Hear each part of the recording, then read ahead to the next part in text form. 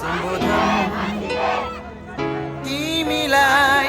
गर्दैछु म सिकेका ती सबै गुणहरूले समर्पण गीत यो गर्दैछु म तिम्रै ती मिठा रागहरूले छाडी गयो हामीलाई जीवनको यो मोडमा